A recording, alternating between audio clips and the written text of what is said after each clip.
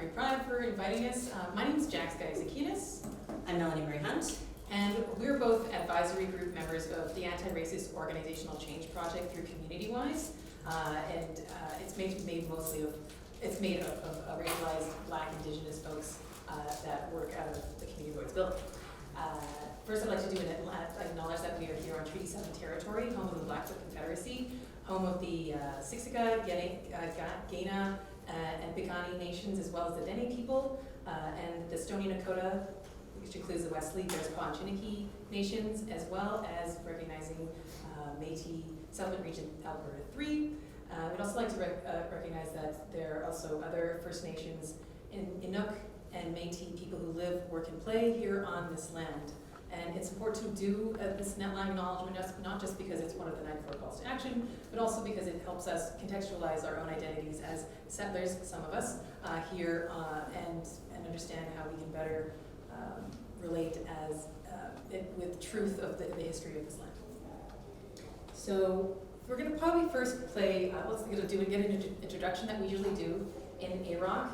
I'll introduce myself, my name. There's 3 things that we'll do: name, pronouns, if you prefer, and then also your ethnocultural identity or racial identity, and then one thing that you like about yourself. Yes, well, good. It's a good workout for some of us. My name is Melanee Hunt. I am she, her. My family came over centuries ago from the western part of Africa, and we did our DNA. There's also a large European and some Asiatic in us. I really like about myself the fact that I can dance. I can rock it low. And I am very, very proud of that, and it makes me really happy. My name is Jaqs. My pronouns are she, her, they, them, and sha. I identify as a queer, Filipinx, non-binary person, and my parents moved to unceded Mohawk territory, so I'm second-gen Canadian, and I'm still navigating that identity. And as well, I love to play music. And who likes to start? Yeah. Want to go this way? My name is Drew. I use the he, him pronouns. I am third-generation Canadian. I guess simply white, but it's Scottish and then the Eastern European Ukrainian immigrants. What else? What do you like about yourself? Yeah. It's coming to mind. You read a lot of tweets. Yeah, I've read a lot of tweets. Read a lot of posts. Excellent. That's That's good. My name is Riz. I use they, them. I have a handy dandy little pin somewhere here. Yeah. My family is from southern China. I was born here. And I like that I'm an illustrator. I like to draw. That's something I like to do, so happy to share it. My name is Eddie. I use they, them pronouns, and my family moved to Canada many generations ago, primarily from Scotland, Ireland, and Germany, and I'm white, and I like my energy. Yeah. I'm Sam. I have they, them pronouns. I'm second generation Canadian, Egyptian, and English. And I like that I'm outspoken. My name is Sullivan. I use he or they them pronouns. I'm half British and Irish, and the other 2 parts are West African and East Asian. And I like my integrity. My name's Amber. I was born in the United States, and I moved to Canada about 6 years ago. European. I have yet to do a test, but I was told German, Irish, French. I identify as white.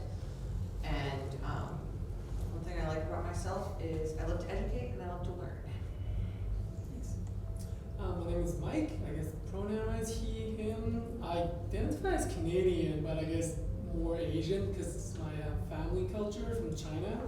And I think the one thing I like about myself the most is that I pivot a lot. I just like changing things up every few months. My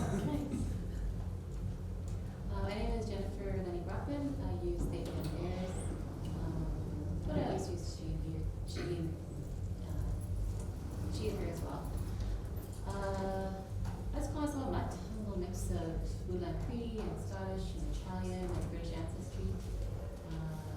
And live at Treaty 6 territory and has 19 people in Prince Albert and came down here for the weekend. And what I like about myself is being able to step outside of my comfort zone. Hi, my name is Rebecca. I use she, her pronouns. And I am a white settler who grew up in Yamasee territory, Halifax. I'm first generation Canadian on both sides of my family. My dad grew up in Australia, and on the other side, long standing settlers. I identify as white, I said that. And what I like about myself is that I have a drive to build a great community. My name is Chris, and I use he pronouns and identify as Canadian. And what I like about myself, I enjoy music and things like that. Hi, my name is Greg. I can. Basically Canadian. My folks come from one side is Polish, one side is Russian. And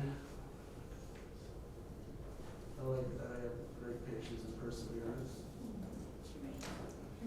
Hi guys, for you guys who just came in, we're just introducing ourselves with our pronouns, your origin, your familial origins, where your family came from, and what you like about yourself, one thing you like about yourself.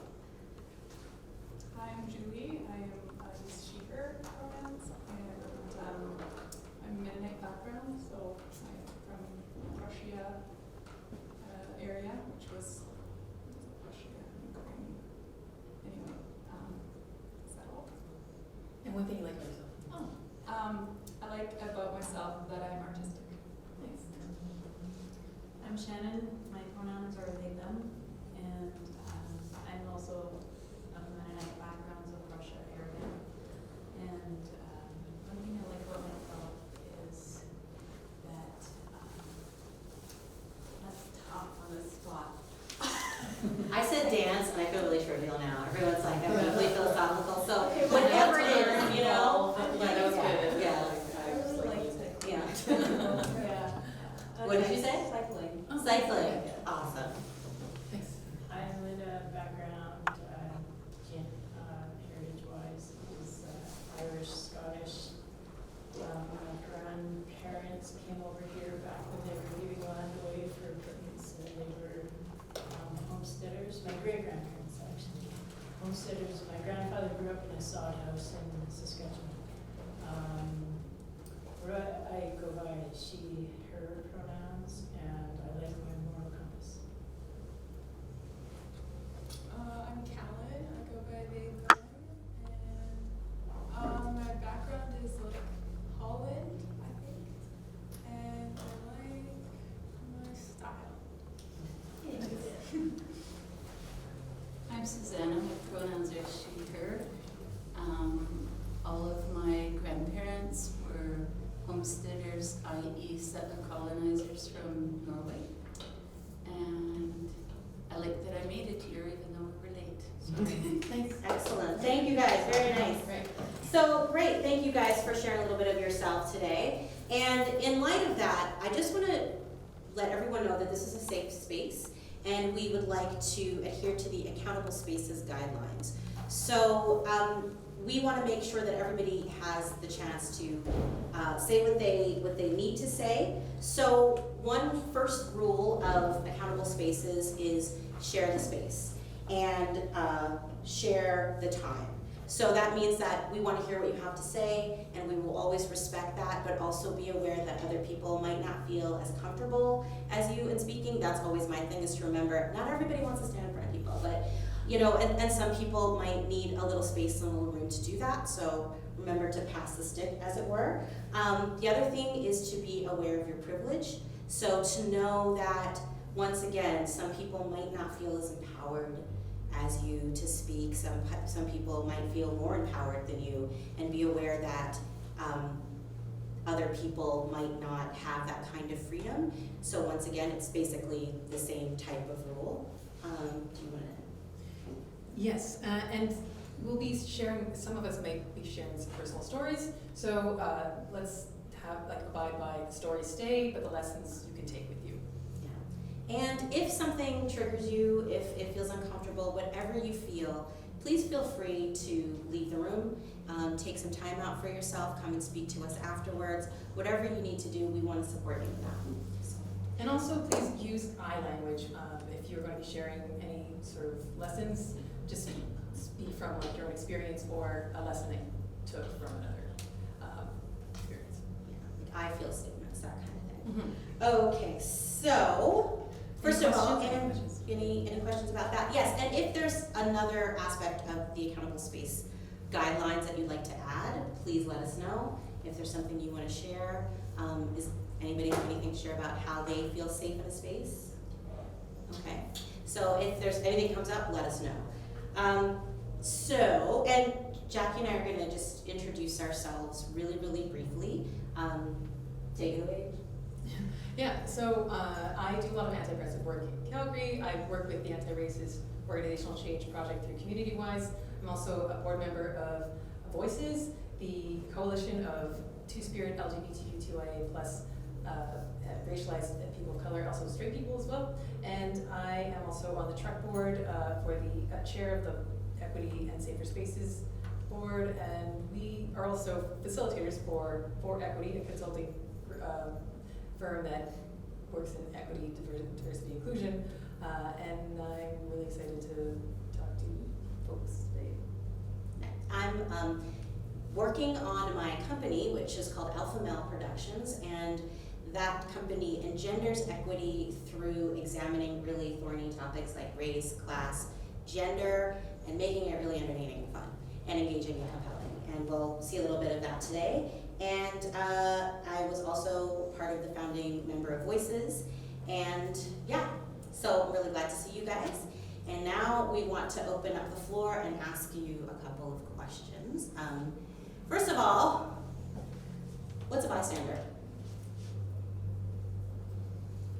Everyone's like, you know why are we here? You guys are having a workshop. A witness. Yeah, exactly. Yeah. Someone witnessing an act of violence. Right, an act of violence. Good, so you got like straight to the topic, because I was gonna be like, well, it's just like anything, like you could just witness anything. But for the purposes of this, it's an act of violence, and oftentimes it's an act of social violence, right? It's an act of transgression that has nothing to do with maybe something physical or something that you can even pinpoint. Mm-hmm. And there was a very specific set of research that was done that spawned where we are now, gave birth to where we are now, this Kitty Genovese. Yeah, so in 1964, there was a very violent event that Kitty Genovese met her violent end, and there were many witnesses to this account in 1964, but nobody did anything. So like people just watched and waited for someone else to call police, to step in, to say anything, to yell. So that led to the idea of doing, like psychologists doing a lot of research into the bystander effect. As you can see from that event, there was the understanding of mob mentality turned into mob passivity or paralysis.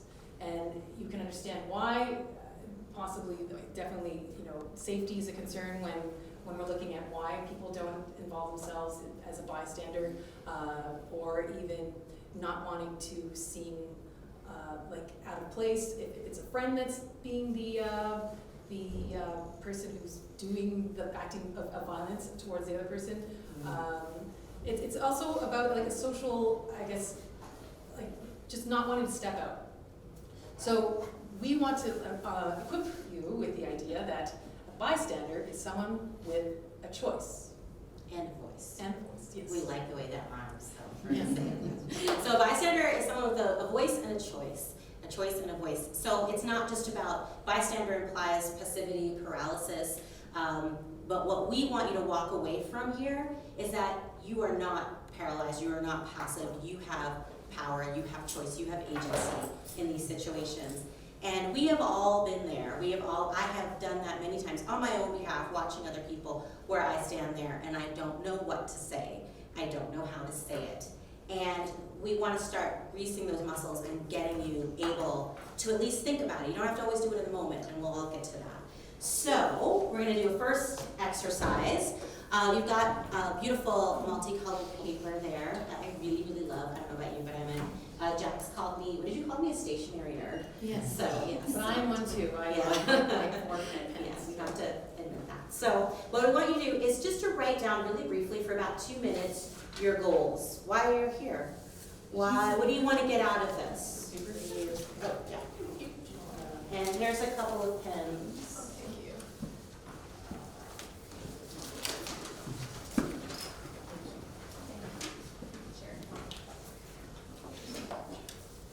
Do you have any pens? I have like a big marker that might be interesting. Sure. No idea what the logic was. We're in good, this. okay. Thank you so much. Thank you. Explain that.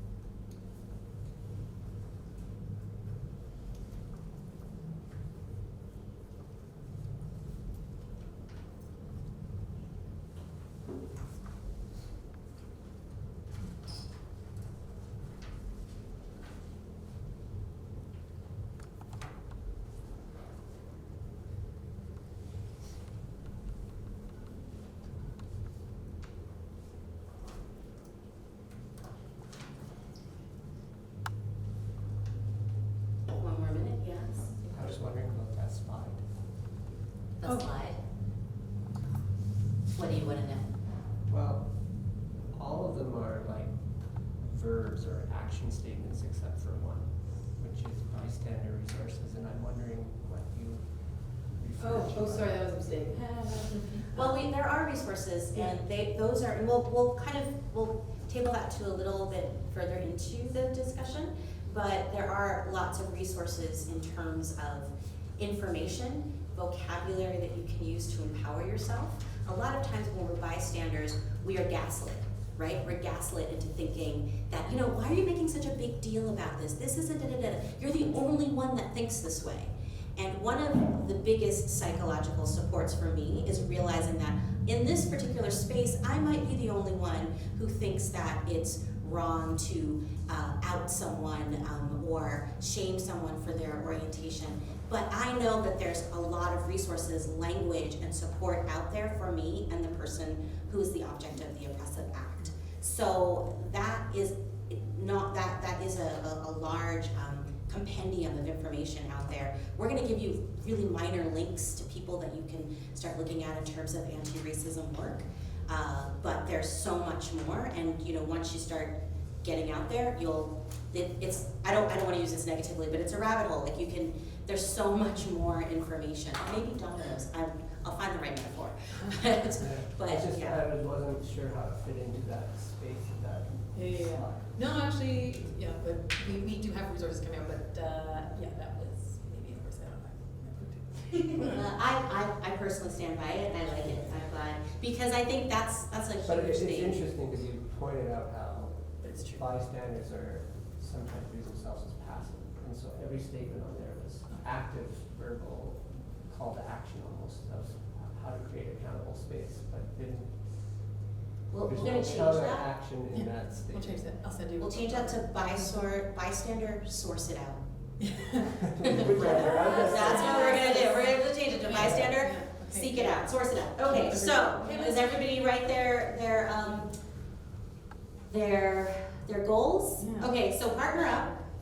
I think there's almost even, let's see, 1, 2, 1, 2, 1, 2, 1, 2, 1, 2, and then 1, 2, or you can find, if you can 3, you can go to 3s or whatever, and you can move down. Whatever's convenient, we don't want you like leaping over tables to get with the other people, but just discuss your goals amongst yourselves. Just talk a little bit. Some people might, we might feel like comfortable sharing in the room, but we might feel like this is my part of my goal. This is my this month's goal is use more visuals to answer your I can't draw, but I'm trying to draw. You understand? Or you want to start?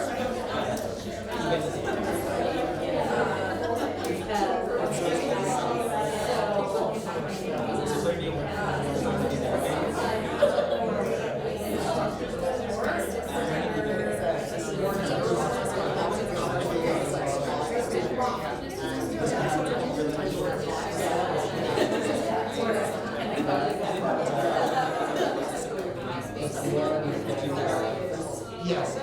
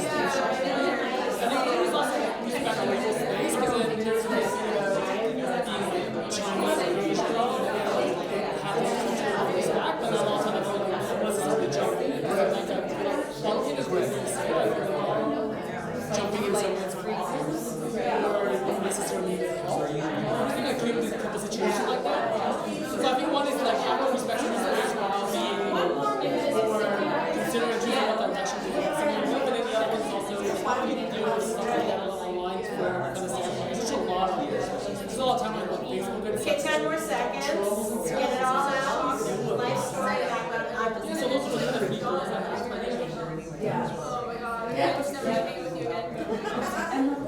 It looks like we're ready. Excellent. So we have a surprise for you. Yeah, so we're gonna have, if you can maybe share what the other person told you, and then we'll go around. How's that?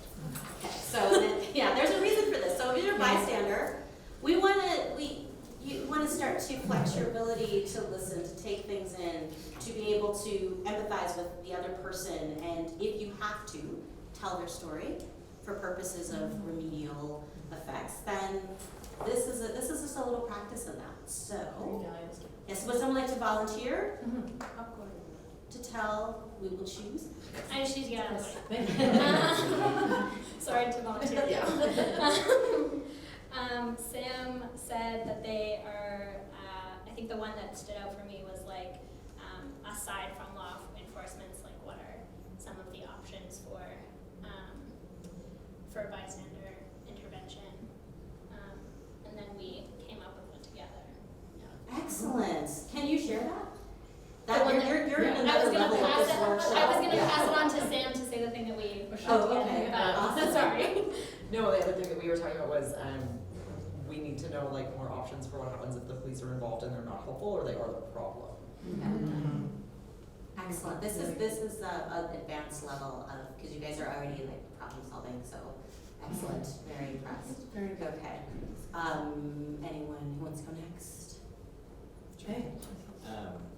So we were talking about, you had written down like listening and learning more, and then also learning how to navigate if it's your place to, like when is your place to step in as a white person, what is overstepping and kind of navigating when you should be speaking out or speaking up for Yeah. somebody. Awesome. That's great. That's really, really great. Thank you for articulating that really, really well. And that's one of the things we're going to be talking about. Excellent. Yeah, and kind of on the flip of that, they were noting that they had heard someone say something ableist before and not knowing when to like step in or how to navigate that because they're a fairly non-confrontational person.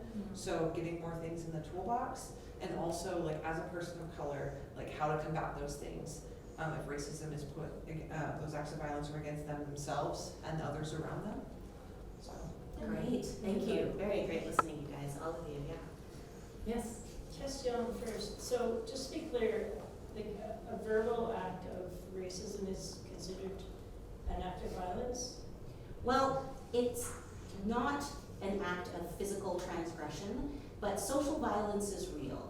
And we can really see that in the permanence of social media. Social violence, and it's not necessarily bloodshed, but accumulated over a period of time, microaggressions can cause physiological changes in the body. Right. It can shorten your lifespan. So, no, to answer your question, not limited to physical violence, but social, psychological, and emotional violence are valid things that have a negative effect over time.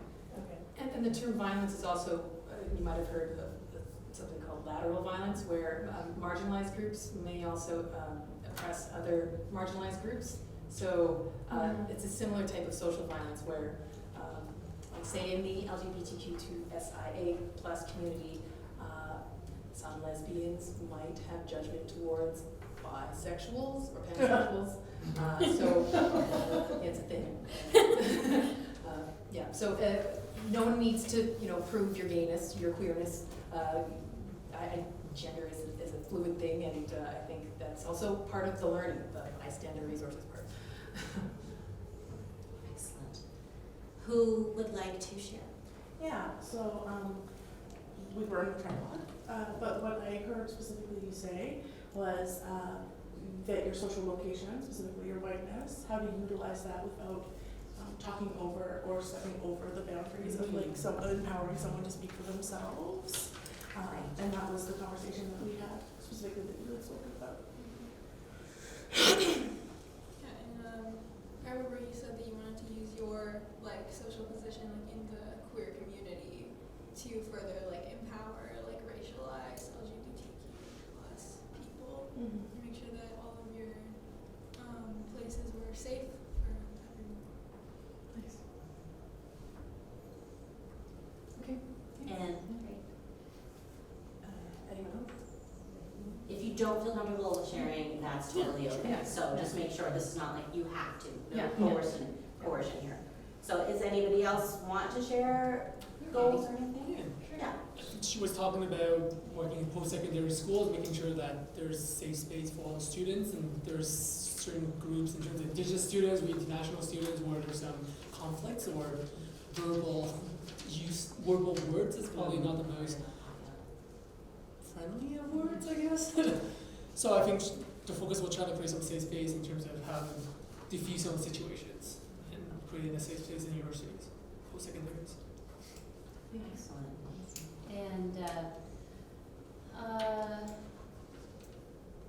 some of the things have already been talked about with understanding one's own privilege, and so trying to understand the experience of people who are more visible minority, and so learning from that, learning how to Invisible or more visible or more invisible? more who are more visible minorities, and so to understand one's own privilege and understand their experiences. How to navigate those online experiences with trolls and things that can happen on the internet. And this was mentioned already too about just stepping into someone's space and is it when is the time to say something without stepping into their space too much. Thank you. Anyone else? Yes. We just spoke about how part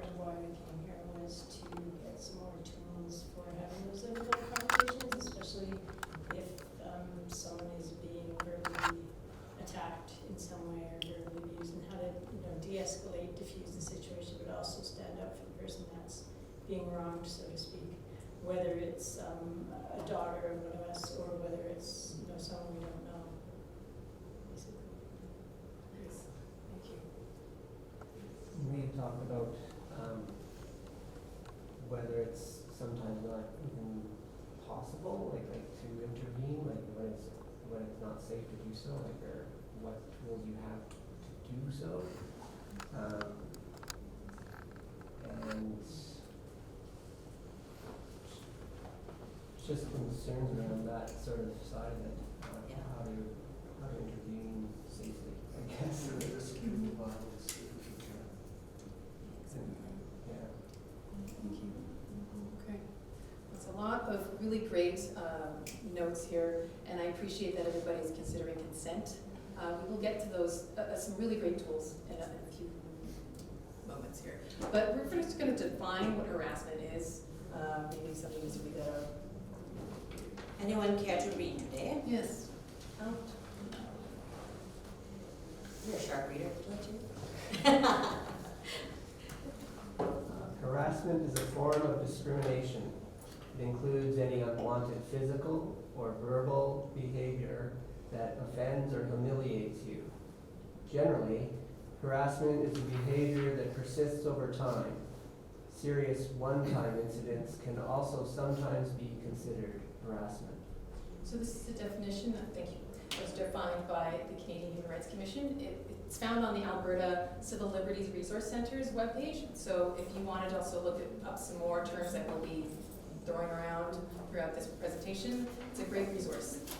So one of the questions was about the violence social violence. Social violence, What right. is social violence? And that's a great, and thank you. I'm sorry, what is your name again? That's very bad. What is your name again? I didn't say my name, Linda. Linda, thank you, Linda. Thank you so much for bringing that up. Like, what is violence? And I think this is a sophisticated group, so I feel like people know what microaggressions are.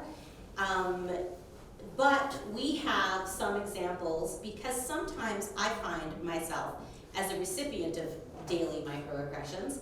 Sometimes I find that I can't determine that. I feel like I'm struggling to understand what that is. And we have some clips. We're also going to talk to you about what anti-racism is, but we also have some clips about what microaggressions are. Does anyone want to articulate their idea about what a microaggression is?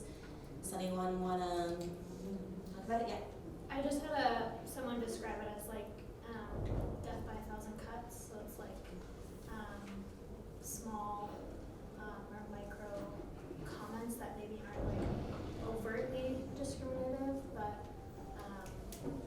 they to the root of the harm. Exactly. Because do you guys recognize this? I'm going to go on a limb and seem silly, but that's easy for me. But there's this statement from a movie. It goes, "They call me Mr. Tibbs."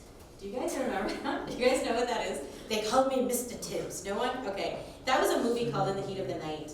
And when I was growing up in Baltimore, which is in the first state below the Mason-Dixon, everybody thought racism was the N-word or something, or spraying, a homophobic epithet or a racial epithet on a building, right? And we know, as some of us are marginalized people, most of us probably, we know that microaggressions aren't about a cartoon version of racism. And when you are a bystander and you have to take action, explaining what a microaggression is to someone who may not know about it can once again gaslight you, make you feel unempowered, and shut you down.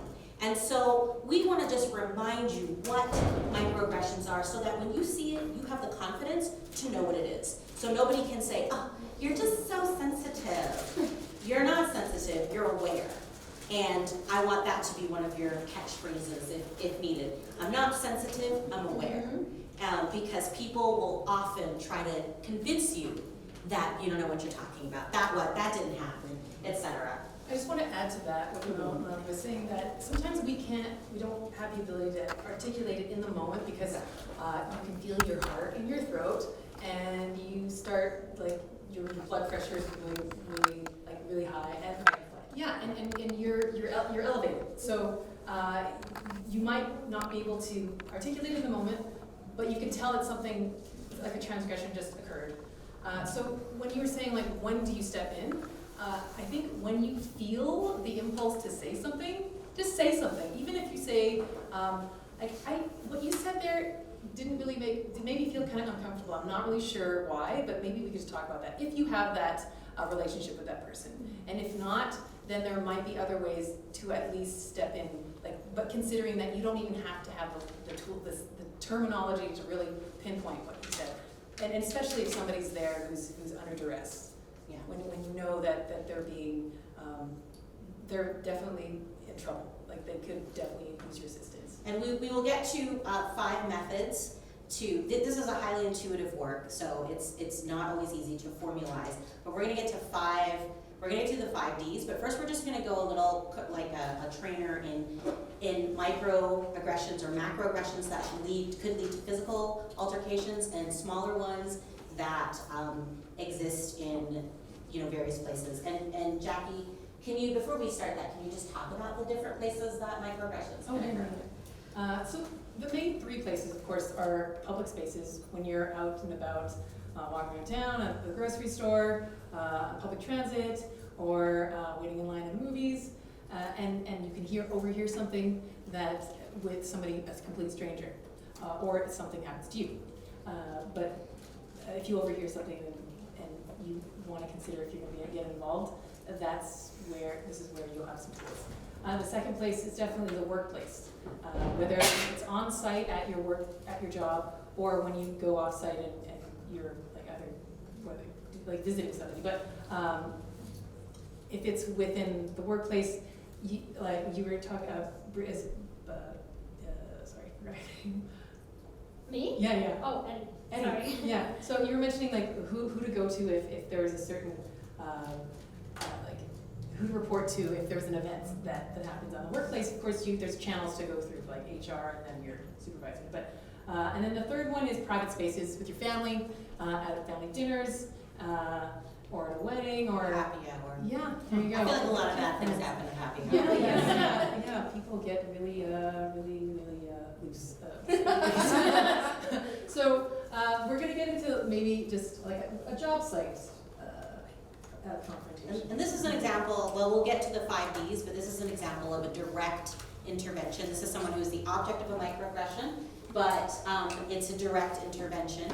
And this is not always recommended or safe, but we're just gonna show you the words that can happen that can come out of people's mouths that a lot of people will be like, it's just a joke, it's just a joke. And we're gonna show how it's not a joke. So this is from a film that I made called Race Anonymous. It was a part of an artistic experiment funded by Calgary Arts Development Authority, in which I experimented and gave people tests to test their racism. And guess what? 99.9% of people are racist, every single one of us. So that was part of, this came out of that. Right, and just as Robin DiAngelo says, the PhD in sociology, you might want to look her up. Her work is great. White Fragility. It's a great book to look at if you listen to her podcasts or videos. She's actually a comedian, I think, but she says that it's not when you're racist. It's not if you're racist. It's not if you're racist. It's how you're racist. Yeah. So yeah. This volume. Oh. I know the lines I can provide, darling. Necessary. Is this remote? I don't know.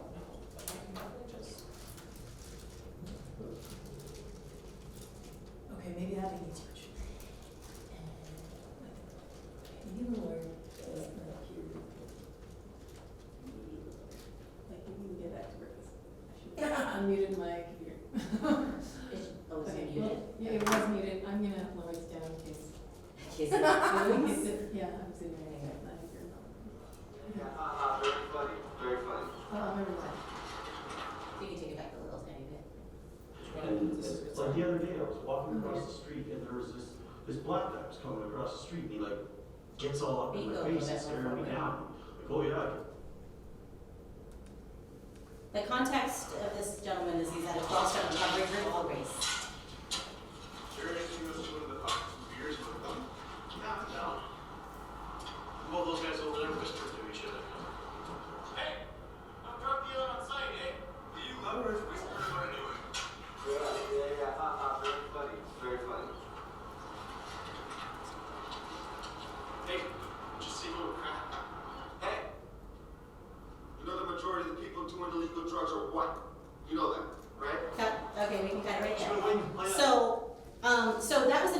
example of a microaggression. That was a joke, you know, drug dealing, and it's about sort of this association that with people of color, especially black people, with drugs, and there's a whole history behind that. What he just did was an example, which we'll get to, of direct intervention. He was the recipient of the aggression, but he was also acting as a bystander who empowered himself to speak. That is not always a choice for a lot of us, but he had information, he had statistics, so that he couldn't be gaslit, and he spoke within the context of the joke as well. So he was able to say, you know what, your statistics, your facts are wrong, and he called it out. That's not always safe for all of us, but that is an example of what can be done. Okay, so. I just want to make sure, does everybody know what gaslighting is? No, I was gonna. Oh, okay, oh, great, thank you for Okay. bringing that up, yeah. So it's when someone says that they experienced an event of oppression or harassment or whatever, and then the other person says, maybe you're sure about that, maybe you want to like think about that, or maybe you're just being sensitive, or just getting the other person who's reporting that they experienced something that it didn't actually happen. It's based on a movie that came out in 40-something, called Gaslight. And it was a man who drove his wife crazy by pretending that the house was haunted, etc. And then when she said, you know, the lights are flickering on and off, he'd be like, darling, you're making that up, that's not true. Like, he would just totally deny everything that she said was her experience. And so gaslighting is invalidation. It is invalidating your recounting of your experience of harm. That's what it is. And when somebody goes, are you sure that's what happened?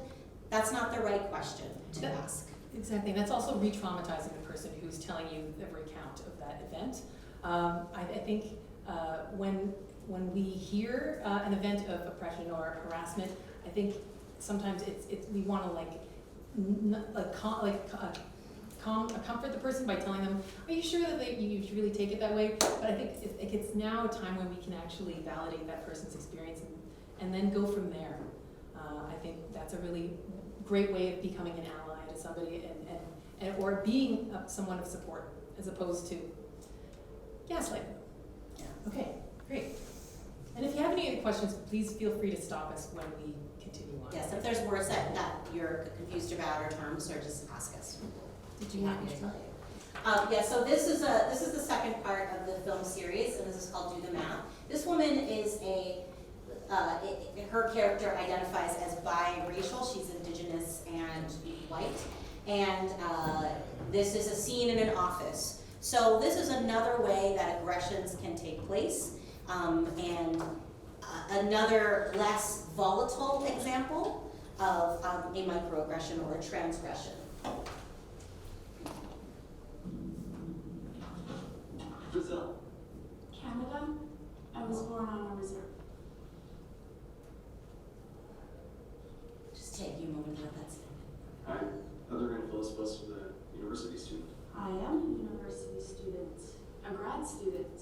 Oh, that must be nice, all those programs for natives. Yeah. Do they pay for everything? Hey, don't get me wrong. I'd take a free RA too if I got one. Should I say something weird? Hey, with our board in the what? We have to get this last line because it's so obnoxious. Or we don't have to. I feel it's fine. I feel like we got the sense of. Were you able to see what happened here? This conversation? Does anyone? Just markets up, political correctness is down, and I need these in only 10 minutes. First view. Thanks. Suddenly, something in me snapped. Here, let's just. And I would go. So was the microaggression recognizable? Could you see? If you didn't see it, then let us know, and we'll go back. But was that? Did you see what was upsetting to the female character in that? Mm-hmm.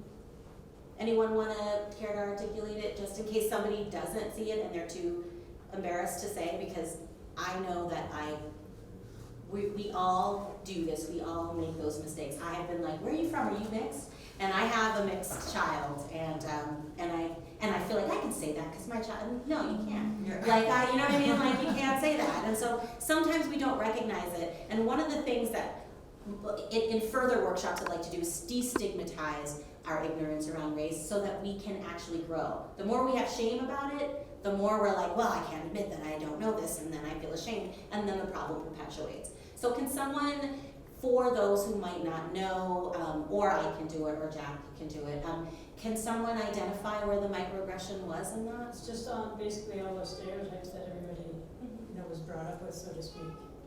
That, the natives have a really easy life, and so he just brings that forth in conversation, in assumptions, basically, about who she is. Excellent. Excellent. Yeah, exactly. Like, you've got a free ride. And that's done to a lot of people from a lot of backgrounds. So, you got that on a woman's scholarship. That must mean you didn't work as hard. All of those things. And this guy's trying to be friendly, and I cast this actor because he's one of the friendliest people. And I did not want it to present as a virulent, vicious, blood hanging from his vein. Like, lots of people present as friendly, and they are trying to be friendly. They're not aware of the assumptions. So we have one more.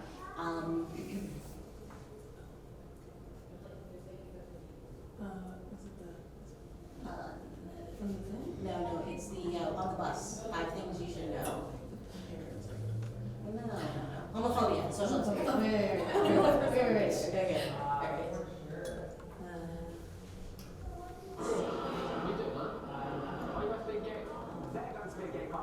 I'm going to be homophobic, and we're going to test people's reactions. Oh, you guys are cuddling each other.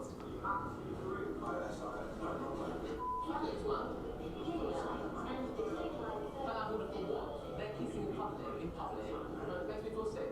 Well, you should get off the train.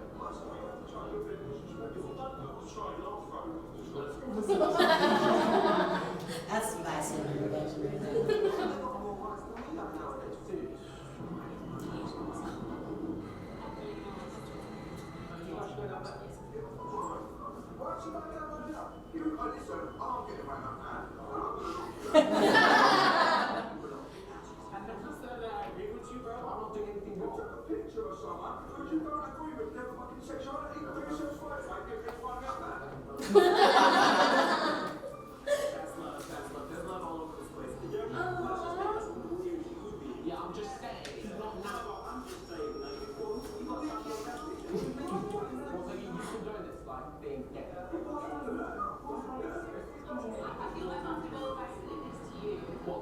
Nice. Okay. These are great people. Yeah. Yeah. Okay. So those are some pretty empowered, badass bystanders, I'm gonna say. Mm-hmm. Not all of us feel empowered to do that or to be that way, so we're gonna examine the various actions that we can take to deal with this. So we've got another exercise for you with your pen and paper. You've got 2 minutes.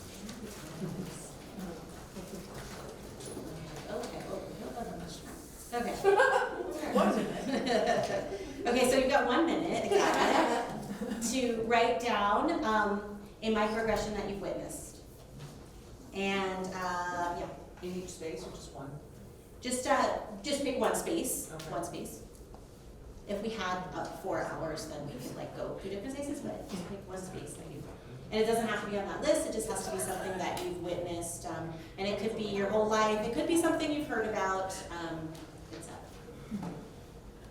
And then while you're doing that, Jaqs and I are gonna set up our own little microaggression scene and ask you guys to participate. So we have this camera there. Everybody ready to do some acting? I'm always looking for talent. Just okay.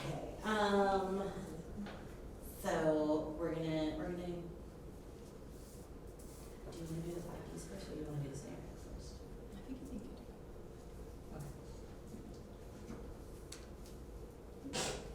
You got 30 seconds to. Oh, great.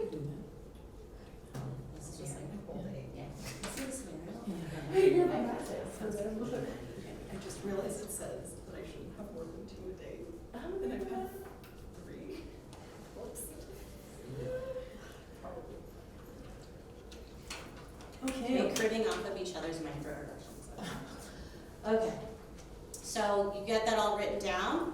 So we're gonna do some role playing here. For about 11 years, I was part of the standardized patient program at University of Calgary's Medical Skills Department. I don't know if you've ever met actors who do that. What? Or just visceral reaction. Okay, well, so yeah, and basically it's role playing and communication. And so we're gonna do a little role playing with you and for you, but first for you. And then we're gonna ask some brave, intrepid people to come up and role play with us, because we're gonna go way out of this with some skills, some at least experiential tools to try to deal with micro and macroaggressions. So we're at the workplace right now, and I want a name. Can someone choose a name for me for my character? I'm the problematic office worker, just so you know. Karen. Okay. Karen, very liberated. Like that. Okay. Karen, and would someone choose a name for the person who minds their own business. Right, who is also comes from a marginalized group, and is also employee of the week, it's like whatever, you know, but just a name, can we Ellen. Ellen, okay, very good, okay. So we're just doing a little office work here, just fill in some things. So I'm having this party and everyone can bring their boyfriends. It's like a kind of a girl thing, but it's also like a couples thing and everything. So do you have a boyfriend, Ellen? Actually, I'm queer, and I think that question's really heteronormative, but I think. What? You're what? You're queer? You mean you're gay? Oh my God, we were wondering about that. We were like taking a pool. You know what? We just didn't know because you seemed so feminine, and then like I don't know. I was like, oh wait, but Ellen's so feminine, and like, are you the man? Okay, so that's it. Okay. So there you have an example of some rapid fire microaggressions, and like it's funny now that it's safe here, but it's shitty. In real life, I would probably just end up eating lunch in my office for the rest of my time there, for the rest of my contract. But I think we can address what exactly just happened there. I think I would have to be my own bystander, my own and act upon that transgression. So it's sometimes really hard to identify it, but if somebody was there, I would hope that somebody would say that's not appropriate. And that's you will be. You will have the opportunity to be a bystander in this situation. So we just wanted to play that out, and we wanted to talk about, this is kind of the beginnings of it, because as you grow in this process, you will start to intuit, you will become stronger, nothing can remain a formula once you get it inside your body, right? So we're gonna talk about the 5 Ds, how do you say it? You can say it better than me. The 5 Ds of bystander intervention. Okay, I thought it was like something more clever, but it's the 5 Ds of bystander intervention. Yes, and this is from the Hollaback website. Yeah, we'll send that to you if you give us your email. So the first we also have. Yeah, we also have it. Yeah. So we can hand that out. Maybe. Yeah, let's hand these out. Yes. And, so the first one is direct. Like that gentleman on and many of those people on the train, kind people who are stepping in the moment of crisis. You may want to directly respond to the harassment by naming what is happening or confronting a harasser.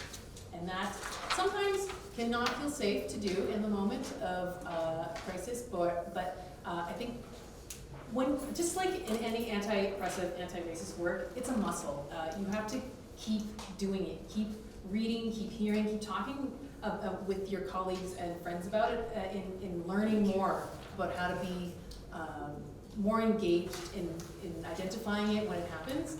Because like everybody, if some people might have the privilege of being able to learn this from a very young age, but I mean, I learned this, I started getting into anti-oppressive work rather the past 10 years, and And I had some really kind people to be part of my journey and learning. So, you know, this is where we are uncomfortable. When you learn and become aware of the implicit biases that we have adopted and have had ingrained into our mindsets and the way we navigate the world, through family, through culture, through media, through systemic oppression, through the propaganda of, we'll say, white supremacy of like media, really. It can often make it easy to not notice things. So I want to stress that it's a journey of learning. And Athalacy says this very well. She's the equity coordinator at CommunityWise and a mentor of mine. She says that anti-oppressive work is sort of like, it's not like you work out and then you get buff. It's kind of like an interpretive dance that you're constantly pushing and pulling against, and then you just strengthen your body and mind towards understanding it and navigating that. So next one is distract. Take attention off of the harasser.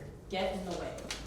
I think some people, you know, like whether it's like spilling your coffee or asking somebody for the time, or just maybe saying like, oh, that's a great outfit. Just anything to get the harasser like away from the person who's being victimized.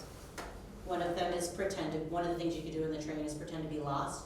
Go up to the mouthy guy in the train and be like, I'm going to do a bad British accent because I'm an actor, and here I go. Do you know what I can get off Piccadilly Square? That was terrible. My friend Susan's back there, she's like, I was going to hire you for part. I have to work on it. I have to like listen to things. But okay, so you could go up to that person and just start talking to them and going, you know, I'm lost, can you help me? To get their focus away. Maybe you're not a tough guy. Maybe you're like me, you're 5'2", and you're not going to be like, yo, no, get off there. You're going to be like, excuse me, and get his attention. Yes, Ed. Would you specifically said like asking the mouthy person for directions and not the victimized person. Why did you choose that? Well, to take off, well, that's not always safe, and that's a really good question, because it's not necessarily safe to do that. That person could be super volatile, but at least it takes their attention away from that particular person. It takes their victimization off, and also it's not confrontational. It's not like, I want directions, why don't you, da-da-da. It's like, oh, excuse me, and you know, feigning obliviousness. However, don't ever do it if you don't feel safe.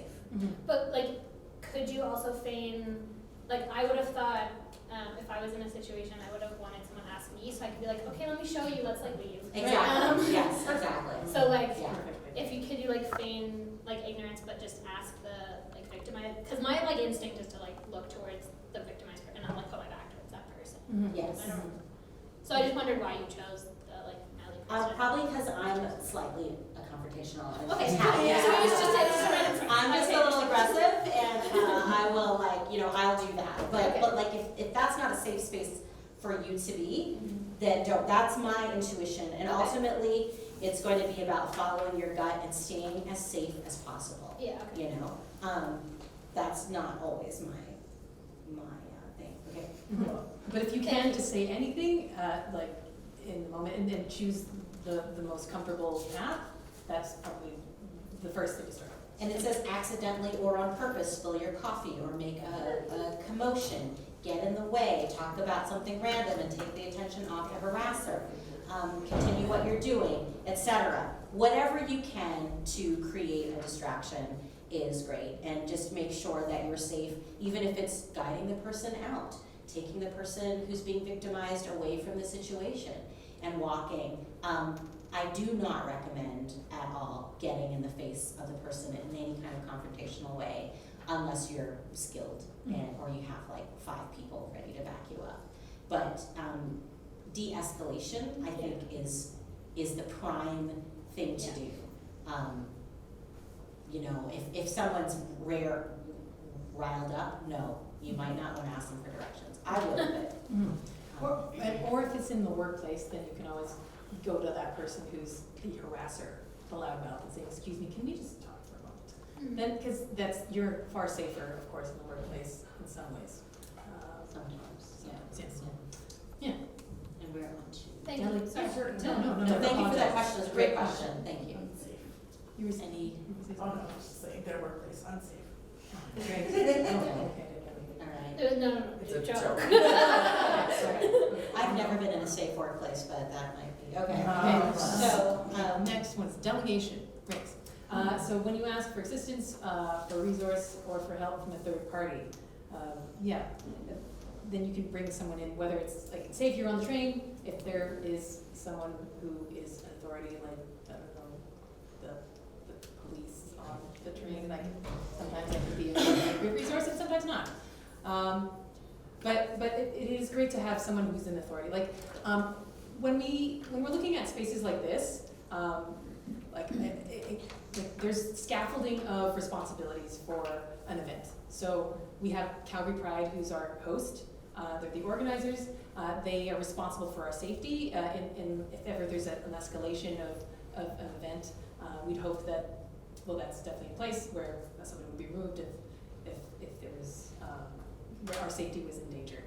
And then there's, us as facilitators, like, we're responsible for your safety as well, to keep this space chill and relaxed and safe. And then if this was a panel, there's sometimes, you can also, if you're an organizer, if you're working at a space where you host panels, you can have a memorandum of understanding where certain topics can be discussed, because that'll be in scope of that discussion, and then some are just not invited. Like, say if like there's someone on the panel who is to represent the Indigenous communities, and the event is about Indigenous issues, and you don't want to talk about maybe extraction or something that is against, it's out of scope, if it's out of scope. But that you can put those in a memorandum of understanding or a speaker contract. or dial 911. That's also, if you're in a certain situation, delegation also includes dialing 911, 31, I don't know, I forget what 311 is for. But calling someone, calling for help, seeking an outside, if it's escalated to the point of potential violence, that's always, it's better though to not go, I'm calling 911 on you, unless you really think that that's gonna stop the behavior. So, I witnessed sexual harassment at one point, and I delegated to a bunch of dude bros on the train, being like, hey, can you please help? Because you're obviously in a different position socially than I am, and this person's being very aggressive with these people. Can you please stand here while I get these girls off the train? So that's also an example of delegating. Exactly. To see the privilege. They're Awesome. obviously being useless. And utilize the hierarchy. Yeah. Utilize the social, gender, whatever hierarchy, the workplace hierarchy, etc. Go to your boss. Go to the big guy. Go to someone else. Exactly. Go seek help. These are all things that we want to do so you're not paralyzed and you think of something. Exactly. That's a perfect example. Thank you. I think the 311 is Calgary non-emergency line. Yeah. Just so you know. Okay. Thank you. Yeah, thanks. Okay. Oh, yes. So, delay is actually something that we were going back to before. Many types of harassment happen in passing or very quickly. So, say if it was on the train and the harasser left, go to the person who was victimized and actually ask them, if you can, are you okay? Because then at least they know that that experience was real. They are not alone. That other people were there to witness that, and then you validate their experience by asking them, are they okay? It's also good to, it's just a nice thing to make sure that someone's okay after experiencing something violently on them. We only have 10 minutes left, so I'm going to speed through this. The next one is document. Of course, you've seen probably many videos of awful events, but you also want to make sure that you have, okay, great. Oh, we can go over for a few minutes if everybody's okay here. Yes, if you have to leave, anytime you have to go, that's totally fine. But since we started late, we want to take up our time, so just, yeah. Great, okay. Yeah, so there are also, on this link that we'll send you, they have actual documenting and witness steps that would be helpful to you. But we'll send it to you. And now, so we're going to play this game. Is that right? Yes, so now we're going to play this little game. It's called the 5 Ds, direct, delay, distract, delegate, and document. We're gonna make biracial intervention somewhat engaging. Okay. Anti-racism So- can be fun. So, we won't have time necessarily for, well, not even for half of you. Would you like to pick one out? Just, you don't have to do anything but pick it out. There's no commitment. Yeah. No signing on the dotted line. So remember the scenario that you just saw? And then we're going to maybe choose one of your scenarios depending on how time is working. If not, we won't. But we're gonna, So going back to the delay again, I think when you were asking about when to step in, when to use your positionality to help someone out, maybe not in the immediate moment, but whether you wait to talk to the aggressor or the victim, then you have some time to kind of process it and maybe formulate what you want to say. But there are always opportunities if there is that chance to come back to it. But it's better to do it in the moment or within that day, if you can. I think in the delegate part, your example on the train was really good, but also just in the sense of, especially in a group dynamic, people become, in a sense, paralyzed and don't want to do anything. So if somebody steps up and starts saying, well, you go do this, you go do that, people then will actually respond to it. exactly. That was my intent with the Yeah. guys, was like, they were obviously not able to do But it this. doesn't necessarily have to mean it had, like it was, there's a lot of emphasis on the hierarchy of it, finding someone with more authority.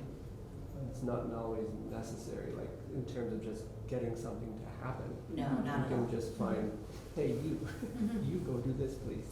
You know? I lived in New York City for 5 years, and I was back and forth for my entire life. And so my family lived there, and I cannot tell you how many times I would see spousal abuse happen in the middle of the train. And it took one person, usually myself, to go, I'm dialing 911 as a man beat. Or I watched someone get mugged and saw my roommate, happening to my sister, in the bed with her boyfriend, like paralyzed.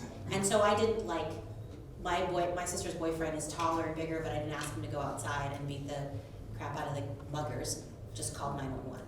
And but a lot of people for some reason become, as you said, like the paralysis sets in. So you're right, it has nothing to, I say utilize the hierarchy if it's available to you, if that seems like a good idea, but if you can't, it can be anybody.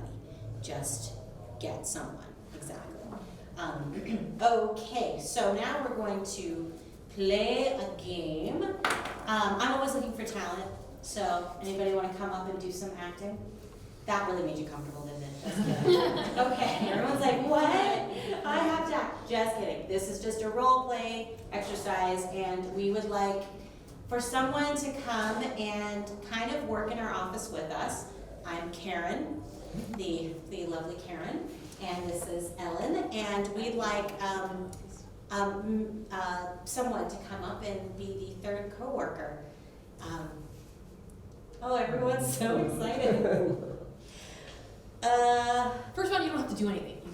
You can just pick Thank you. Thank you. Here you go. Here you go.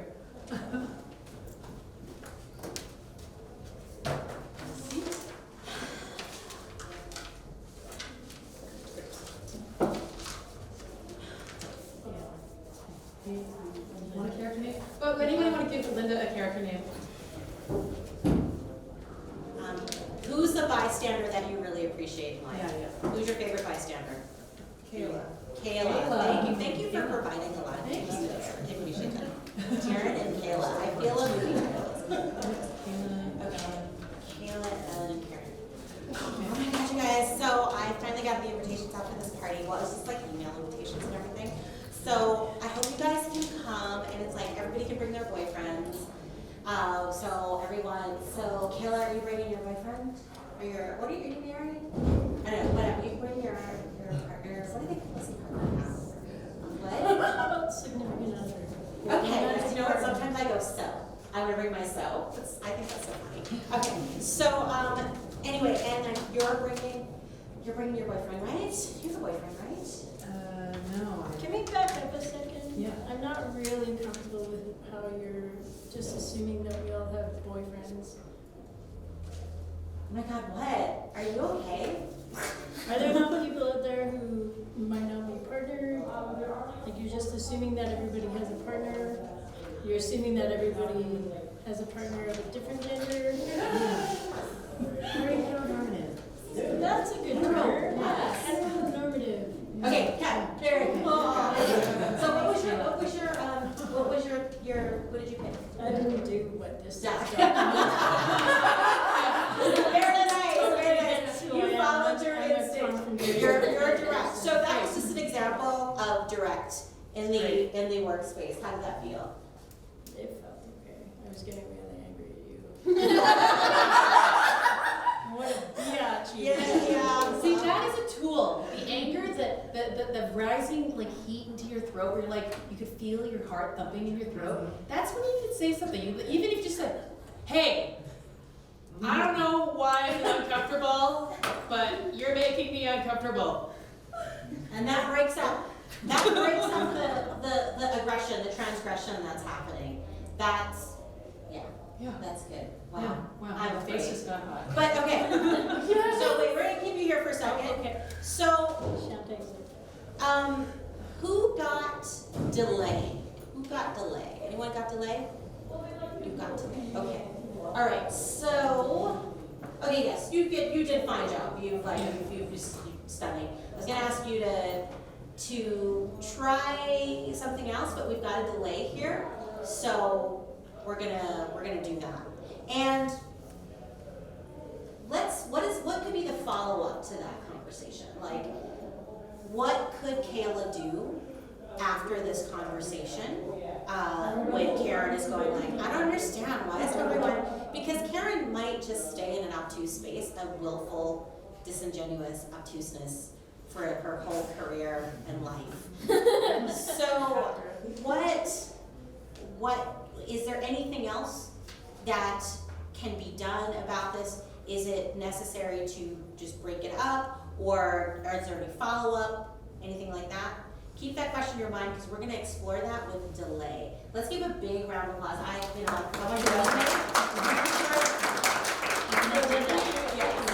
Do you want to give any feedback before you go? Anything else that you found, or has this helped? The defensiveness, right? A lot of people who are on the attack and who are being the bully or the aggressive, if you confront them, they tend to get really defensive and they can't hear the argument for calling them out on their bad behavior. You have to wait until they're in a more receptive frame of mind when it's not in the heat of the moment, is what I've found from experience, hence the term delay. Right, but what was good is that you took the heat off of this uncomfortable situation with the recipient of this, right? How did you feel having an ally and somebody to step up for you? As being a direct person yourself, how did that feel? That felt great. My posture straightened up a bit more. I was like, yeah.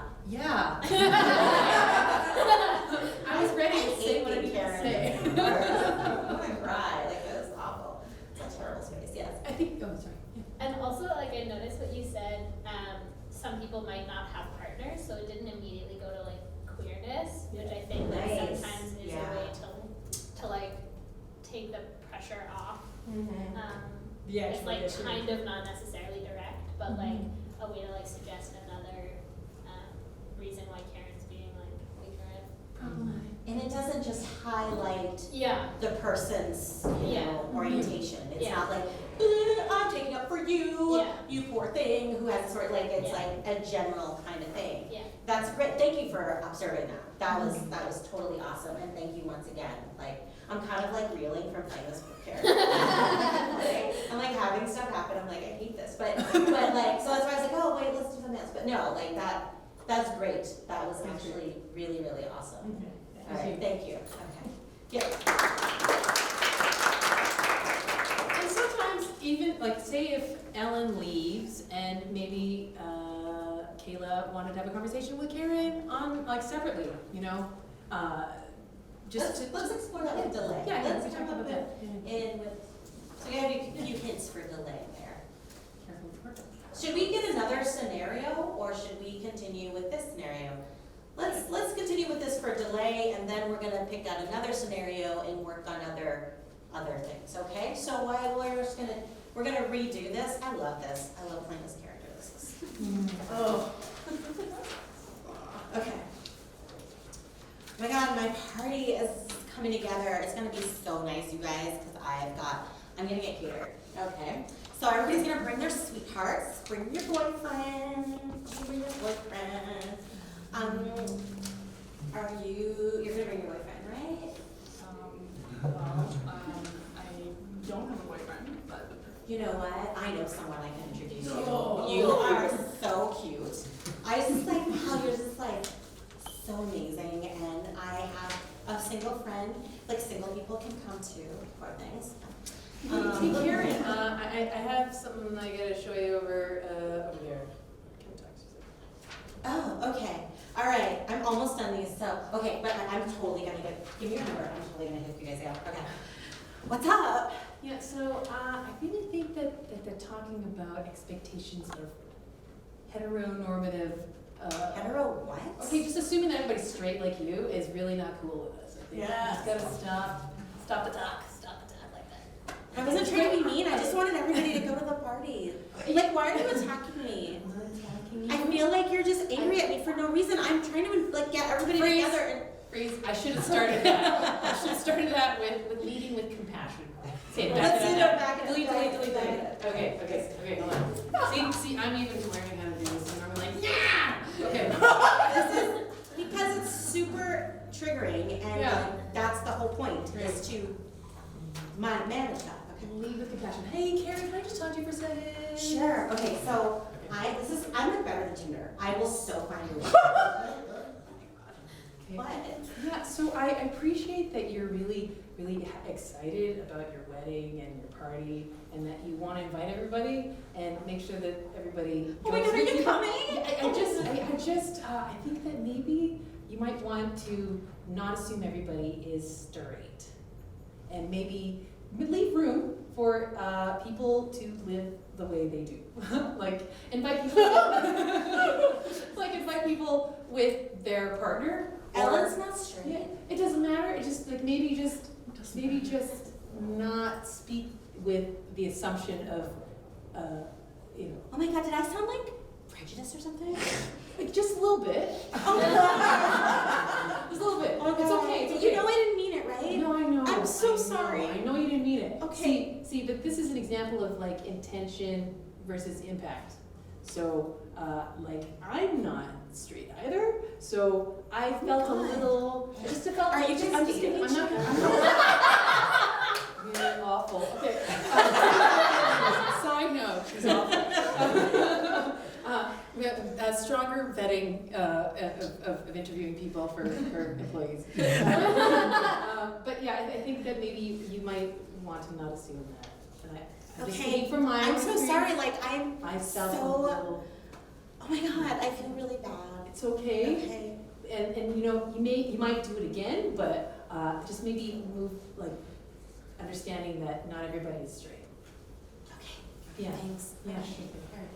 Okay, that's it. Okay. Yeah, that was really uncomfortable. So that was so. Yeah, there's a lot of like intense feelings that come up for everybody in this, and one of the things that you can't do is judge yourself. And you know, you might be upset at the other person, but delay is a way to mitigate some of that judgment, that anger, whatever, because your ultimate goal is to make it a safe place for everyone, including the perpetrator. And that's my challenge.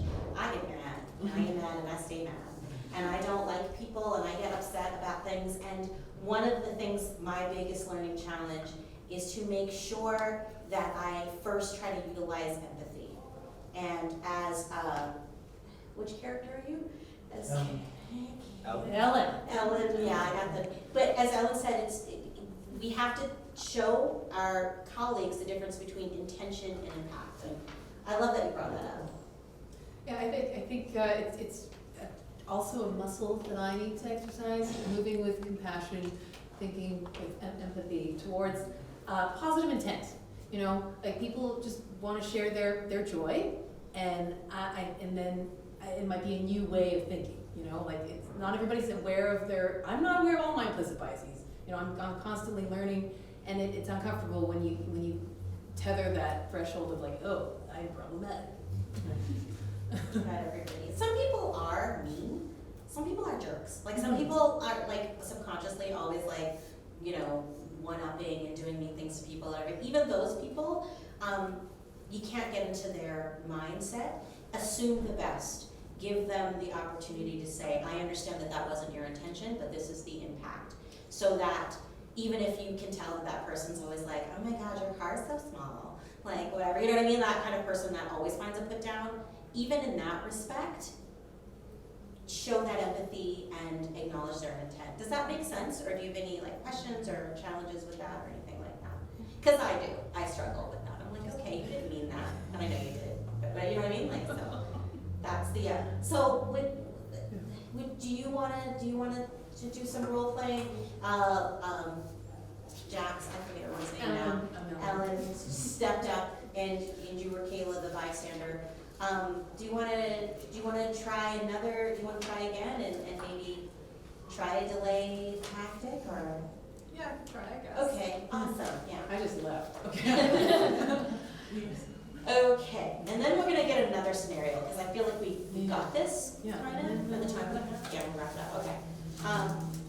So, oh my God, you guys, like, we were thinking of all, like, kind of doing, like, a white party, like, all the women were white, and, like, the guys were white, so make sure your boyfriends were white with, like, a little bow tie. Oh my God, so it's so cute! Oh my God. So we were just thinking of doing something like that. So when you bring your boyfriend, oh my God, I've been trying to set you up. Because I know somebody for you that is just so fun. Like just having work outside of the room, or are you okay? Yeah, fine. But I'm just wondering if we could have speak about. I'm just wondering if we could speak about something. Okay, sure, no problem. I'm just a little uncomfortable with how you worded the assuming everybody has boyfriends. Oh, I'm sorry. I know I was single too for a long time, and that was so hard. I know, and I hate it when people are like, "Bring your boyfriend." I'm like, I don't have a boyfriend. I'm still looking. Right. Yeah. And even if anybody's single, you maybe don't assume everybody has a partner either. Right. I'm sorry. No, That's it can be really uncomfortable. Do you want me to call someone and bring like a guy? No, I think maybe just let everybody can be who they want to be and come how they want. If they want to come with a partner or not. Okay. You're right. That's kind of like weird, right? It was a little. That's like a weird story. Thank you for reminding me. I appreciate it. Okay, I love this. Just to cut on that. Thank you. I love that because. Can you wait? Sit down for a second. Like what happened was there was no centering of Ellen and her orientation in this. And sometimes people don't want that. Sometimes people don't want to be outed. They don't want to feel further victimized by being put on the spot. So I really, what did you guys think of how, what is your actual Julie. Next time we will have name tags, but how Julie handled that. Like, what did you guys think about that? Any feedback or? She was very gentle. Sorry, I didn't ask you your questions. She heard. Yeah, she was very gentle when engaging with Karen, and made it easy, like, to prevent that defensiveness and kind of, be compassionate and drive towards a better, more understanding response. Yes. That was really de-escalating and it really diffused the situation. Yeah. Eddie. And I think also like something that can be said in an email too. Like if you're in the workplace, so you could just like send Karen a quick email. So like, excellent. I think like it was really good and direct in a way that like good for the professional setting as well. That also serves to document the situation as well, so you can CC somebody. CC somebody in that. How did that feel for you? Well, I was nervous, but it was a little easier than I imagined it would be, I haven't been in a situation like that before, so I felt,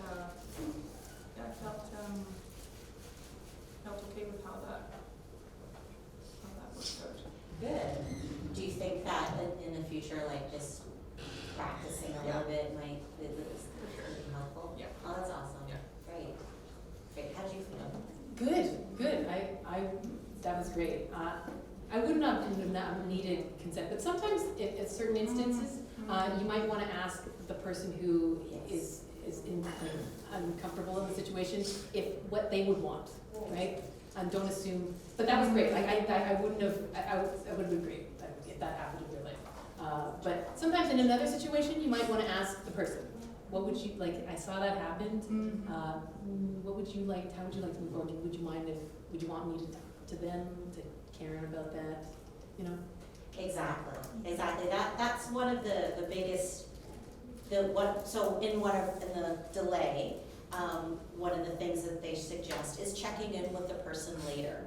So rather than going, in the moment, I don't want to get into all of the microaggressions that happen, but I know I was in a confrontation with 3 people of another background, and it was very uncomfortable. And then afterwards, I handled it. But afterwards, somebody came up to me, another marginalized person, and they said, I just wanted to check in and make sure you're okay.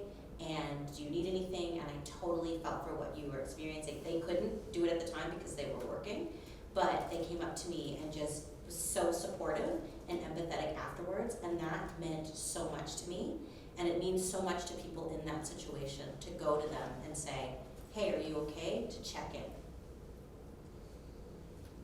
Okay, I'd like to thank you so much, Julie. Yay. So one last thing we'd like to do is to get one of your scenarios, if you so choose. And you just pass them all up and we will choose. So if you're not comfortable, don't pass up your scenario, just keep it. But if you are, just pass them along. And yeah.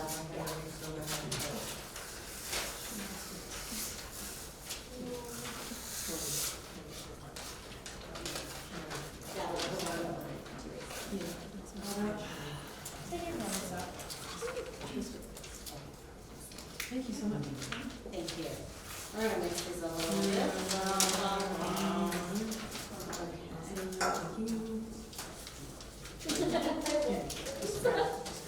Okay, just grab it.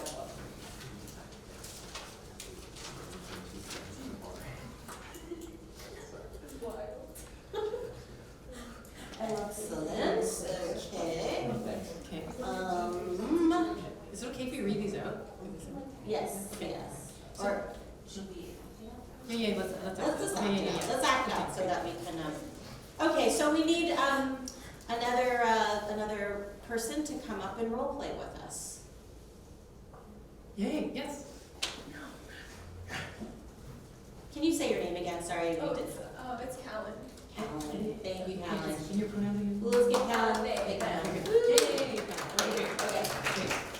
So So you did. So you will be the bystander, and I will be, this time, I'm not going to be the mean Karen person. Okay. Thank you. Okay. So your name is? Just give me a minute. Stacy. Okay. So, Callan, this is our new employee, Stacy, and yeah. Wait, I'm sorry, can we change the place? Can we make it a party, please? Oh yeah, sure. Get the stand. And I need to come to the party with someone. Can someone come to the party with me? Anyone? I'll go to the party. Thank you. Yay! Okay. Alright, so this is. Do you want to hook ours and we go? Yeah, okay. Oh hey. Hey. Stacy, right? Yeah. Yeah. Oh, Callan. This is Eddie. Oh hey, Eddie. How's it going? Yeah. So Stacy, this is sorry. Callan, this is Stacy, and her friend, Eddie. It's my partner. Yeah. Hi, thanks for inviting us or letting us come to your party. It's a nice place. It's really nice. Yeah. We're just saying like we're in the market for looking for something like this size. It's perfect. Cool. Yeah. You shouldn't assume. Oh, Yeah, okay. just maybe we could ask. Okay. Next time. That's okay. Thank you. Thank you. Thank you. May I ask what your pronouns are? Okay. Sorry. This is Stacy and her partner, Eddie. Thank you. Thanks. Yeah. Okay. Yeah, there you go. See, that's what I, good. So that's what I would do every time I microaggress. I become very nice and talk about other things and submit to the other person. I do that all the time until I get pushed to the verge of anger and then I'm an angry black woman. But that's a whole other story. So great. How did that feel? That's good. Yeah. Very good. So what was your the card said. your, Oh. did you bring your, I'm sorry, I'm not reinforcing the rules. Distract. Distract, Yeah, okay. distract. All right, so let's try that again. That was great. That was kind of a, that was a delay. That was direct. That was pretty direct. So let's try that again with, distract, okay? Yeah. Okay. Hey, Stacy. Hey. How's it going? Good, how are you? Good. This is my partner, Eddie. Oh, hey, Eddie. Yeah. Kellen, this is Stacy and her partner, Eddie. Oh, hey. What did you say? I said Stacy and her partner, Eddie. Sorry, could I ask, what are your pronouns? They, them. That was awesome, yay! That was really good. That was not as direct. How'd that feel? It was good, yeah. I felt like that was not as direct because some of us don't do direct well. Like, some of us don't. And the fact that that was an example of distraction because the fact that you just asked me to repeat what my pronouns were, that was like, I don't know, did you feel it was amazing? Yes. I felt it was Very amazing. smooth. It was like real smooth. It was like good social skills and Yeah. everything, yeah. Very nice. So I felt like, did anybody else feedback about that? That is like pro. Yeah, that is the way that high I level. Yes. Yeah, So good. yeah, that was great. Yeah. I also feel like some of these, like in the previous ones too, maybe, I'm speaking for myself, but maybe some of you will resonate, like these are things I would do normally, not even if someone wasn't being attacked. So I think that natural, it just seemed natural for you to be like, hey, like, what are your pronouns? Mm. And I think that if people do catch on to that or notice those things, it does, you don't have to pull somebody aside and it's still acting compassionately. Sometimes people make mistakes, like even if they're the best intentioned, I think that's nice. Or even like the conversation, like maybe we didn't know that Ellen was queer at all. And I'd be like, hey, just, let's make our language more inclusive in the workplace. And it's done. And a pop at the end, I guess. So. Exactly, like to take something that's called bystander intervention, and actually just turn it into manners. Yeah, Just yeah. like Confidence. manners, like just Yeah. like, Just have some basic manners. Yeah. Like, yeah, to make it a part of our lives, yeah. Yeah, Sure. awesome. Yes. Just for that one, like in particular too, I've learned and I like, it's not always like super great to just ask other people's pronouns, but if you offer yours and just create the space for it. Interesting. Because not everybody like feels comfortable outing themselves in all situations. But if you're like, oh, so I'm so and so and these are my pronouns, then it like makes space for other people to say those things without putting them on the spot, which is good. Makes it more normative. Totally. That's super Awesome, point. that's a great observation, thank you. Great. That's great. Great. Yeah. Wow. Okay. Yeah. Thank you. Thank you so much. Thank you. Thank you, Eddie. Thank you, Eddie. So we'll just probably wrap up if, Yeah, so, yeah, just thanking you again. We're gonna thank you like 50 times, because that's how we roll. But like, yeah, thank you guys. And thank you for, once again, a hand for our intrepid performers who came up and decided to work with us. This is a beginning, and we hope that what you can do is keep conscious of it. I mean, I practice stuff alone in my house and talk out loud. So I'm just saying, like, I'm an actor. Yes. Yes.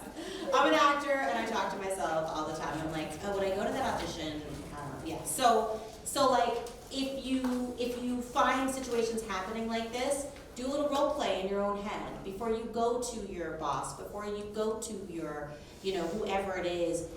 Act it out with a friend, talk to someone, because it's hard and it's scary sometimes.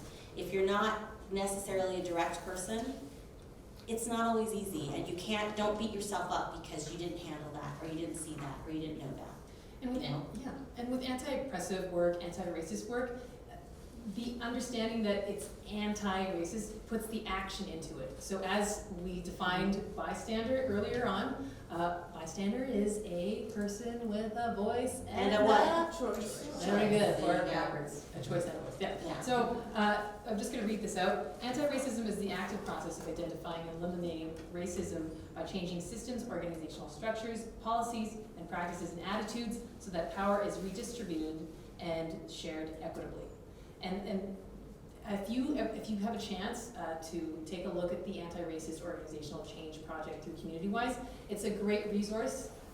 They have, and it's also listed on the anti-racism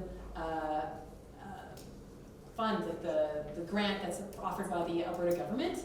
So if you're an organization, or if you're a grassroots organization, you can partner up with like a society that's already registered so that you can apply. It's 4 times a year. It's up to $25,000, and if this government doesn't cut it, it'll still go on for the next 2 years. So it's a great opportunity to for community building and to even like empower and build capacity in your own organizations. And then I also want to show this slide here. Even though it's a great event that happens, it's going to be on the 29th and 30th, hosted by Deveri. At I was like, I heard what? Oh, okay. Hosted by the lovely Deveri Best at Dickens.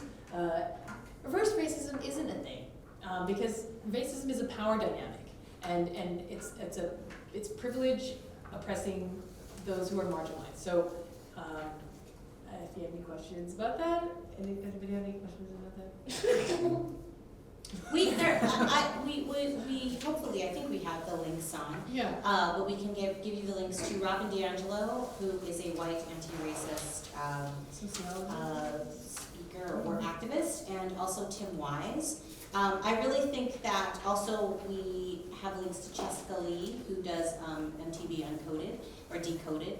To arm yourself with information is really, really important, and arm yourself with words and vocabulary, and I hate to say this word rhetoric because it's pejorative, but rhetoric. The kinds of words that can help you deal with these situations so that you're not in a situation where you're just like, where people are like shouting you down, once again, gaslighting, like, why are you being so sensitive? Have the information ready at your fingertips. So we can give you those links. We have those links right here. And yeah. It's not, and again, it's not being oversensitive, it's being aware. We are evolving as a society and having better tools to address the microcosms of intersectionality and needs of people who, like, just looking at how, I don't want to say that, but looking how the system doesn't always serve everyone. Or white supremacy racism, that's a thing. That's a real thing, and we can't be afraid to say the words. Yeah. White supremacy racism is the foundation of our society. It is how our current colonized system was created, and we have to be able to say the words. If you can't say the words, if it's a taboo, then you can't get anything done. So once again, arm yourself with vocabulary, read, find out, go to links, look at yourself, look at your privilege, look at the fallout. All of those things are going to help you in articulating yourself. It's going to make you stronger and more confident in these situations. And white supremacy isn't just about burning crosses on like a lawn, but it's about, there's different levels of understanding how it plays into how we navigate this world. So you're right. Anti-racism isn't something you can address without looking at colonialism and how it's affected like everyone here, as settlers and people who were originally here. The next time we'll do the scenario of, can I touch your hair? That's for part 2. Part 2. And you're really pretty for a black person. Like, we'll deal with that whole thing. But anyway, so yeah, so thank you guys so much. Really, really admire your bravery, your honesty, your willingness to come in here and do some work that can be very risky. So any questions, feel free to come up and talk to us, and we will ask you to write down your information, and if you want to be on our mailing list for equity, we would love to get in touch with you and invite you to further workshops. And we can send you the stick, that would be presentation, with corrections. Also, we have some things coming up.